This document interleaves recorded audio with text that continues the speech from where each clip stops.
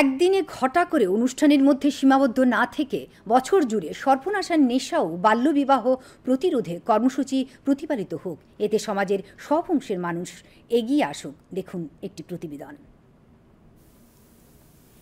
নেশা ও বাল্যবিবাহ একটি সামাজিক অভিশাপ। এটি রাজ্যের একটি অন্যতম জ্বলন্ত সমস্যা।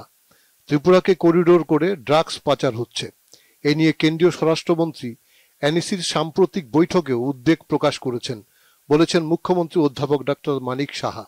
আজ রাজধানীর গান্ধীগ্রাম উচ্চতর মাধ্যমিক বিদ্যালয় মাঠে বাল্যবিবাহ প্রতিরোধে এবং নেশামুক্ত ভারত গঠনের অঙ্গ হিসেবে জেলাভিত্তিক সচেতনতামূলক অনুষ্ঠানে ভাষণ দিচ্ছিলেন। আস্তে আস্তে করে ত্রিপুরাতে নেশার সারা ত্রিপুরার মধ্যে যে একটা শ্যাডো, সেই শ্যাডো কিন্তু আমরা আজকের দিনেও সেটা দেখছি যে জিরো টলারেন্স কোনো অবস্থায় এটাকে বিভিন্ন জায়গায় আমি অলরেডি আমাদের যে বিভিন্ন এজেন্সি আছে তাদেরকে বলেছি কারা কারা এই ড্রাগ ব্যবসার সাথে জড়িত।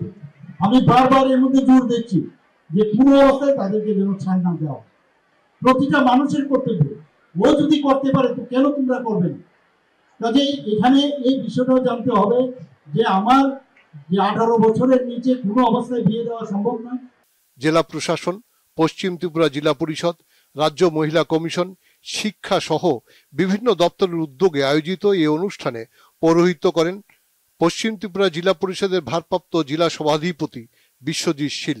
অনুষ্ঠানে পশ্চিম জেলার টিবিএসই এবং সিবিএসই পরিচালিত দশম ও দ্বাদশ উত্তীর্ণ কৃতি ছাত্রীদের শংসাপত্র ও পুরস্কার প্রদান করেন মুখ্যমন্ত্রী সহ অন্যরা। এছাড়া বিভিন্ন প্রতিযোগিতায় বিজয়ীদেরও পুরস্কৃত করা হয়।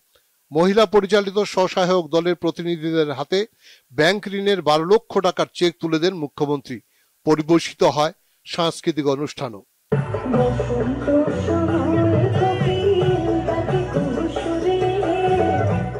বিবেকনগর রামকৃষ্ণ মিশনের সহকারী সম্পাদক স্বামী বুদ্ধি রূপানন্দজি মহারাজ নেশার বিরুদ্ধে অভিযানে স্বামী বিবেকানন্দের আহ্বান যুবশক্তির কাছে পৌঁছে দেওয়ার কথা বলেন।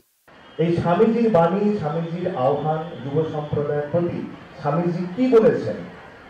এখন ইন্টারনেট আছে, মোবাইল ফোন আছে, কিচ্ছু নয়। তোমার যখনই জীবনে সমস্যা হচ্ছে, পড়াশোনায় ভালো রেজাল্ট করতে পারছো না, কোনো কিছু ডিপ্রেশন, ফ্রাস্ট্রেশন এইসব আসছে, স্বামী বিবেকানন্দের বাণী উক্তি কোড বলে তুমি সার্চ করো, দেখবে অনেক কিছু এমন পেয়ে যাবে, এমন কিছু না কিছু কথা তুমি পেয়ে যাবে। ঠিক ওই সময়ের উপযোগী তিনি কিছু না কিছু বলে দিয়েছেন। জনসচেতনতা গড়ে তুলতে না পারলে সামাজিক অপরাধ বাড়বে।